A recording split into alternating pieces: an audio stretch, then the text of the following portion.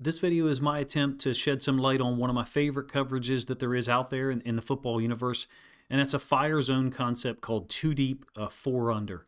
I'm going to fast forward here real quick to what I'm talking about, the way that this looks post-snap, the way that things look once the DBs, linebackers, or even sometimes edge defenders who drop out, the way that it looks. When I say 2 deep, 4 under, I'm talking about the two safeties that you see here. For the Ravens. This is actually 2024 film. We'll have some Ravens film, Seahawks film, Rams film as well during the course of this video, and then 4 underneath coverage guys. But to me, it's how the defenses get to that in a way that is unpredictable for the offense. Now, this is a 1st and 10. I think it's early in the game, in fact.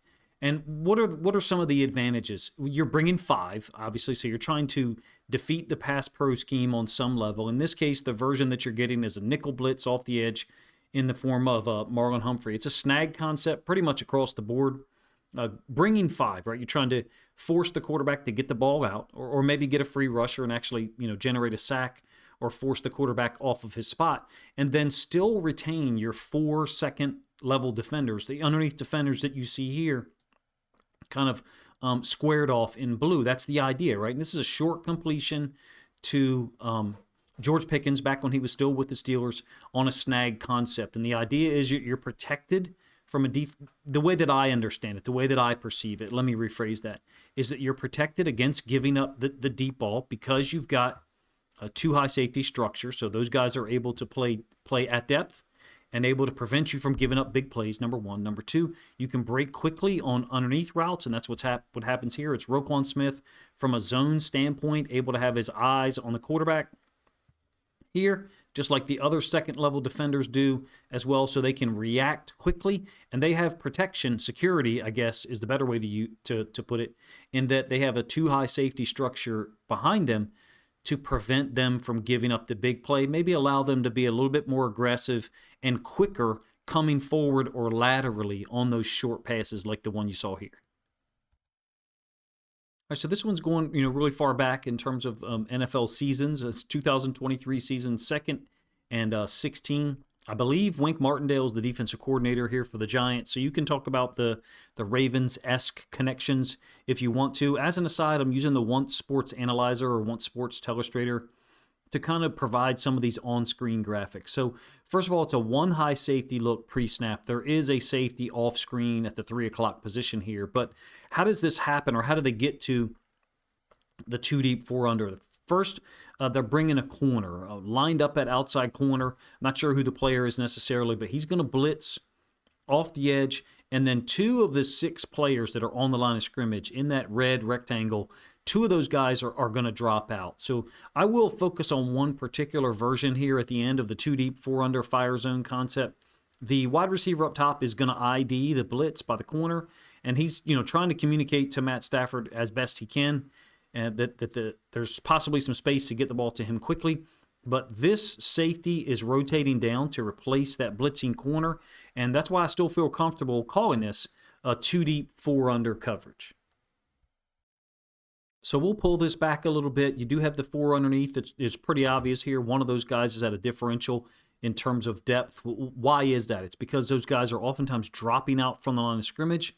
And you can see the 2 players dropping out here. I believe that's Jihad Ward and a safety lined up there as a potential blitzer. It's a trips alignment from the Rams. Matt Stafford looking to throw the football. He's a matchup-based quarterback, in my opinion, guy who's looking to get the ball to certain players depending on the coverage. He's obviously looking at Puka Nacua in the middle of the field, but this safety is prepared to possibly drive on it, one of the half-field safeties right here.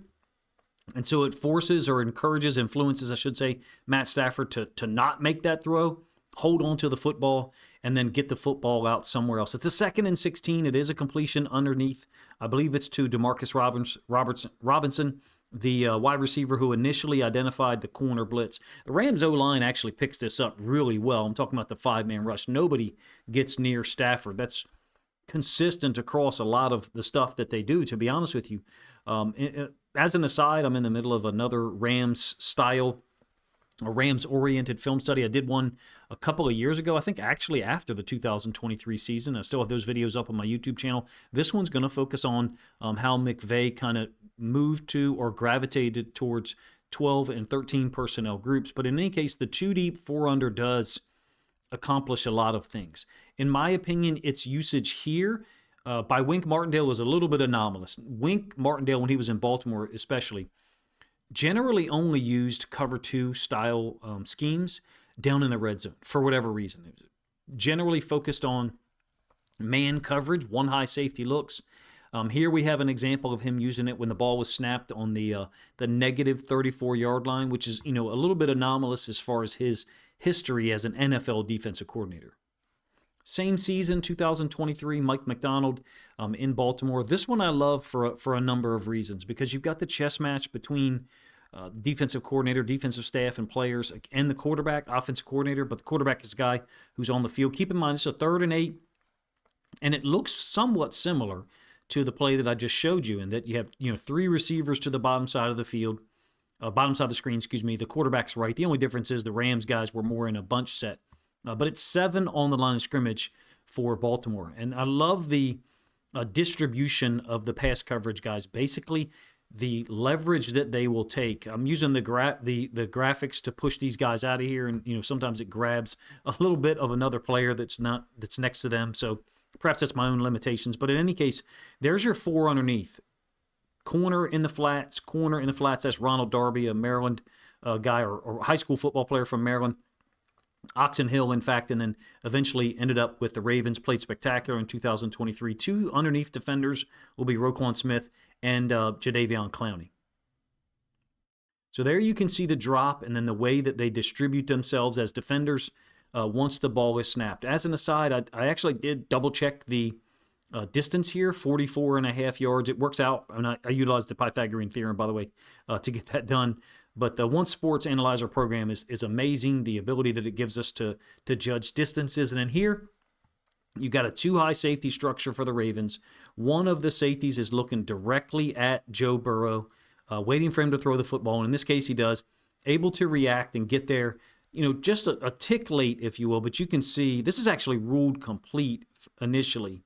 And then it's overturned because the guy only got 1 foot down. My point in showing it is because I think we have a great angle view of this, first of all. Second of all, you can see the corners settle, and the ability of the corners in the flats to sit with these vertical routes for a moment and then also keep their eyes on any outbreaking routes from the inside. In this case, I think that's T. Higgins. So Darby is kind of settling there to take over that route, and then the safety tries to handle or deal with that vertical and give Joe Burrow, the smallest window possible. It's a fantastic throw from Burrow. Don't get me wrong. The idea here is that the longest throw, 44.5 yards, is the one that was available to Burrow the quickest.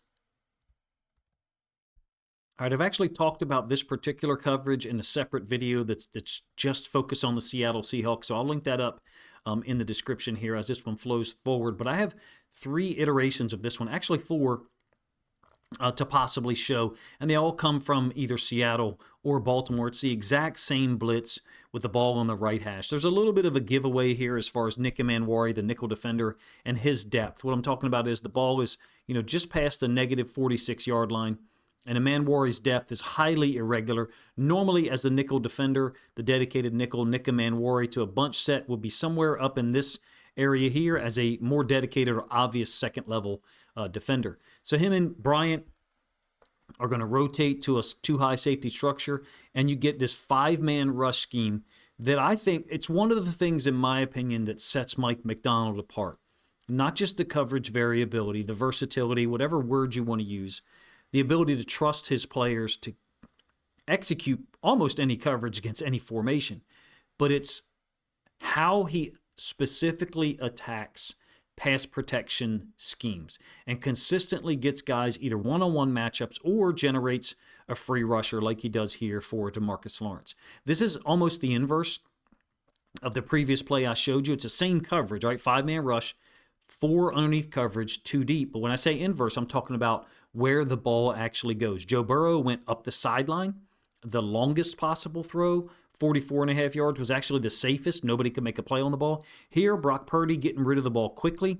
You can see really nice and clean the four underneath defenders all in one line at depth, and then a throw from Purdy to Christian McCaffrey that's about 9 yards. Perhaps it's a little bit less than 9.5. And the idea here is that the underneath defenders, one of which is Uchenna Nwosu, an outside linebacker, they're able to have eyes on the quarterback. And if it is a short, quick throw, they can break on it, right? And they can make a tackle. Really nice distribution, presentation of the two deep defenders, Amanwari and Kobe Bryant, and then the four underneath droppers. Free rush by DeMarcus Lawrence. I will give you the end zone angle of this one. This is one of my favorite coverages, and I said the exact phrase or wording in that Seahawks-related video from a couple of weeks ago for a lot of reasons. You can be unpredictable, you can be aggressive, but you can be aggressive in a safe manner. I'm a little surprised it's not used more often. In my observation, most of the fire zones that are utilized are 3 deep, 3 under. Still, mathematically, you're getting a 5-man rush. The concept or the idea here for me is it's a 2 deep structure, 4 underneath. And I'm not saying that it allows you to be more aggressive as a pass defender, but I like the fact geometrically that you've got 4 players, in this case, really cleanly spread across the width of the field in a way that allows them to react to underneath throws and still try to get a 5-man rush. It's, I guess, a little bit safer concept. I think the 2 deep 4 under is a little bit safer concept way to try to bring 5 defenders. I get the sense from watching film that it's only used a certain number of times. I can't put my finger on it necessarily. I've got no idea about the overall percentages. Here's what I will say. I have a ton of NFL film saved up from 2023, 2024, and last season, all on the same laptop at this point in time. And a couple of hard drives and Google Drives as well. But I only found 55 iterations of it classified that I had watched film of and then screen recorded and saved under a file name with 2 deep, 4 under, or fire zone. I only found 55 of them that utilized the 2 deep version of it, which I think is interesting. I didn't really focus on it from the all-22 or the coach's angle, so I'll do so from the end zone here. Same play against the 49ers. By the way, it's the NFC Divisional Round win, a dominating win for Seattle at home that Rashid Shaheed started off with a kick return for a touchdown. But let's get a look at the blitz structure here. You do have the running back to the boundary in the form of Christian McCaffrey.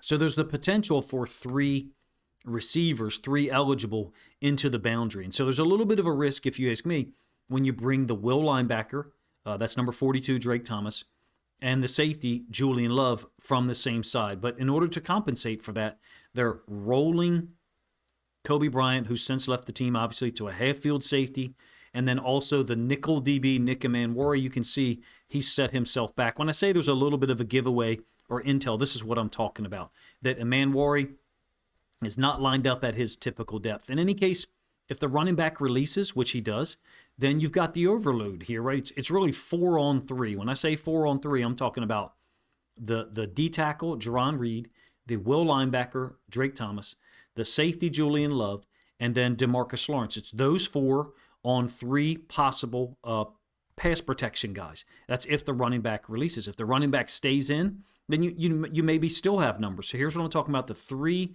offensive linemen for the 49ers since McCaffrey released out into the flats. He's not matched or bumped by DeMarcus Lawrence at all, but you can see the math that's created. Julian Love occupying, I should say, the right tackle, and his left arm is actually kind of grabbing the tackle. Makes me wonder if that's intentional. Everything in Mike McDonald defense is intentional, if you ask me. And then it creates the free rush for DeMarcus Lawrence. Gets his hands up. Does he influence the pass? I don't know, but what really matters is that they're feeding a quick release route, Christian McCaffrey, into the flats for Devin Witherspoon to make the tackle. This was early in the game. It ended up in a 3rd down run play and then a 4th down kind of fullback option play that failed, and Seattle got a first possession stop. Geometrically, I think this is an appropriate coverage, number 1. Number 2, if you have second-level defenders like Devin Witherspoon, Drake Thomas, Ernest Jones IV, etc., who can tackle well, the design fits. I think the design fits really well with Seattle's personnel and structure. In fact, so much so that I'm going to use a preseason iteration of it. I had 2 other preseason examples, not necessarily from the Seattle Seahawks, though. This is the exact same blitz utilized in the preseason. It's a 3rd and 8, however, different location or part of the field.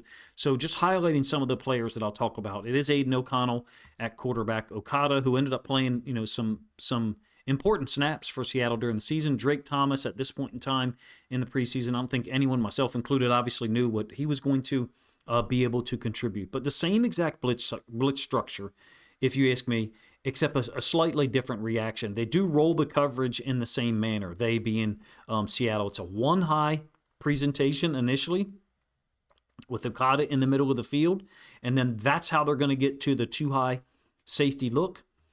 Here's your droppers for Seattle, and then they bring the same players, a safety and inside linebacker from the boundary. The only difference is, obviously, Drake Thomas is still on the field. Julian Love is not.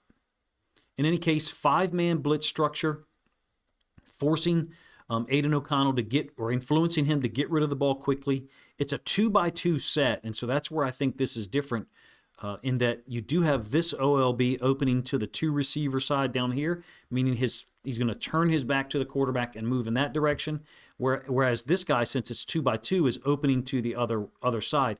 Makes me wonder if, this tight end or eligible wide receiver was over here, if this same player wouldn't be opening up to the trip side, essentially the same way as the Giants play in the second and 16 that I showed you against the Rams 3 or 4 plays ago. In any case, a really great break on the ball by Nehemiah Pritchett down here in a cover 2 alignment. You do have the safety to his side is not as deep.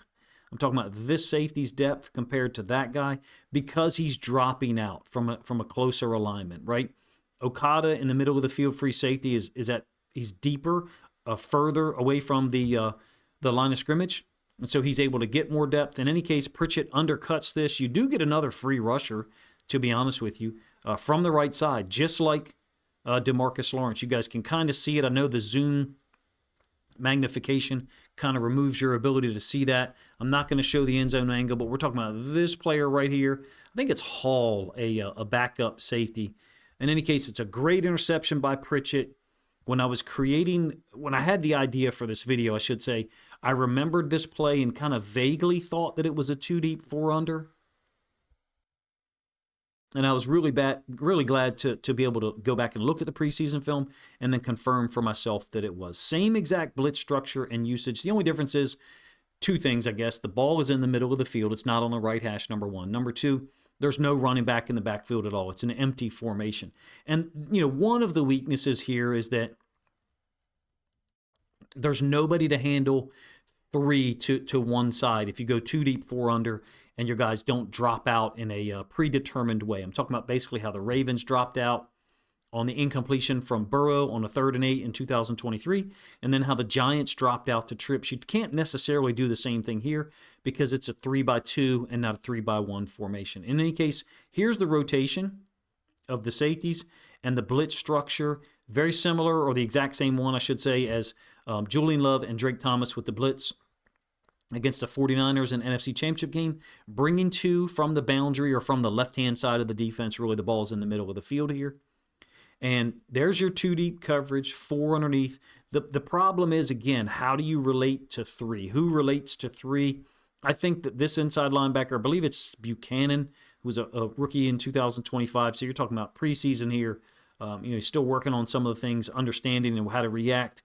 This coverage stresses you differently because, it's different because of on this particular snap, Jalen Armour-Davis is almost reacting like man here, and so Buchanan has carried this route by the tight end in a little bit too far. It's a 3rd and 8, keep in mind, and actually Buchanan makes a great play, if you ask me, hustling to make the tackle before the wide receiver can get to the first down marker. I'll pull this back and explain what I mean by relate to 3 if some of you guys are unfamiliar with that concept. What I'm talking about here is mathematically or numerically, the number 1 receiver is the outside guy closest to the sideline. Number 2 is the next receiver in.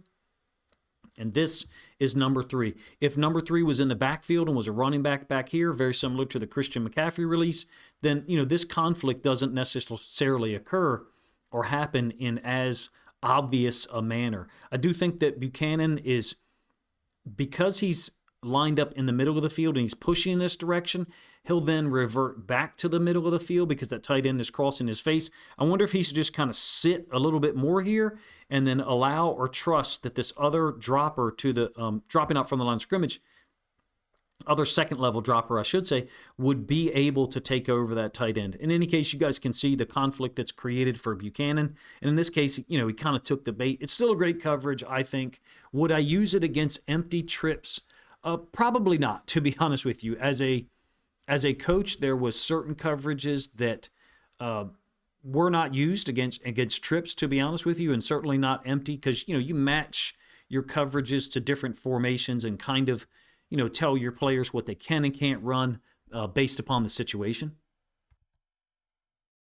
This is what I would consider to be a standalone video with multiple instances of the same coverage concept. Like I said, I refer to it as a 2 deep, 4 under, fire zone. It just means you're bringing 5. Mathematically, you're covering with 6. I enjoy trying to show the different patterns that are there and the way that defenses can try to pattern match them. In this case, it's a unique cover 2, different from a typical or standard, I guess I should say, where you're only rushing 4. Here you get 5, right?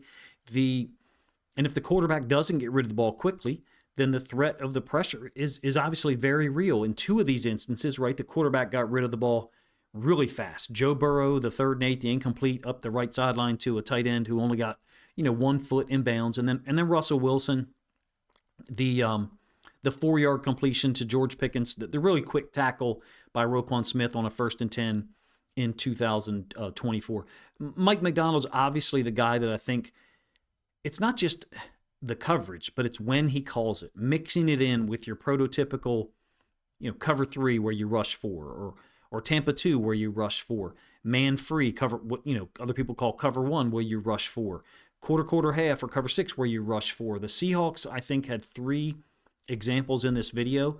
The preseason interception by Nehemiah Pritchett, and then the other is actually the same stunt or coverage. I want to do more of this content, to be honest with you. Basically, that's standalone and conceptual about the offense or the defense. I suspect, that could be really wrong here, I suspect that there's some people out there who maybe, don't watch film because of, their job or life situation, or never been exposed to the game in that way, that this might benefit. At least I hope it does, to be honest with you. It would be tough for you, the viewer, to probably see a lot of this with certain broadcast angle views. So my hope is that presenting a video that's conceptual like this will allow you, the viewer, the fan, to maybe see some of these things in the limited opportunities that you get from a broadcast angle. So much of the time is spent, zooming in on player reactions, etc. I wish there was more opportunities for guys to cover these things, for the guys in the broadcast booth, I should say, to cover these things and talk about them. I tend to see it, I guess, maybe a little quicker because so many years focusing on defense and just looking at player depth, the width of alignment and where they drop out in coverage and their reaction to routes. I think this is a well-designed coverage / blitz scheme that defensive coordinators use for a particular reason in a location on the field. In this case, it happens to generally be with the ball on the right hash for the offense. I'm not exactly sure. That could have something to do with most quarterbacks being right-handed and having a differential timing. It makes me wonder if you've perhaps got more of these called with the ball on the left hash when the quarterback is left-handed. I don't know that. It's just a suspicion. I love the 2-deep nature of it.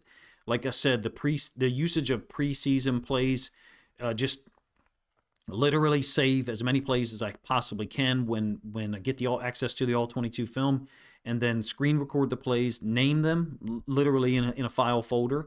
And so later on, I can just search for those plays. I can search for Lamar Jackson. I can search for DeMarcus Lawrence. I can search for cover 3 or 2 deep, 4 under in this case. And like I said, I got 55 returns or hits. Some of them were from the end zone angle, so it might actually be 50. I love the 2 deep nature of it. McDonald uses it a lot. Minter does as well. I have 4 iterations from Jesse Minter film with the Chargers that I'll do a different video on. I know that those groups of defenses are obviously related. I'm talking about the Ravens, Seahawks, Chargers under Minter, Michigan under Minter, and the one season McDonald spent there. Zach Orr's version of it in 2025 just got really far away from the other two, and really with respect to the timing and the reasoning or the rationale and timing of when the coverage was called. This is one I've been interested in for a long time. First saw McDonald use it in Michigan film from 2021 when he got hired back in Baltimore to be the DC in 22. I noticed the coverage, thought it was interesting. In my observation, this is a wonderful scheme changeup for teams that maybe struggle to generate pressure or maybe are struggling to tackle the quarterback. And I'm talking about at multiple levels. I've already gone out and recommended this coverage and sent clips from the NFL level, obviously, to some friends of mine that are still in coaching and asking them like, hey, why aren't you using this coverage? What would be the benefits? What are the drawbacks? The challenge is obviously matching up with three. I showed you the play here at the end where Teddy Buchanan makes the tackle on the backup wide receiver for Washington. In any case, if you guys enjoyed this video, please let me know in the comments section. If you have other suggestions for concepts, I'd like to branch out into offensive stuff as well to give people the opportunity to delve into one coverage as much as possible. I kind of don't necessarily care about who was blitzing, who was rushing, and who was dropping out within the context of this video. I was just trying to really show the math behind 2 deep, 4 under, and being able to rush 5. Appreciate you guys' time.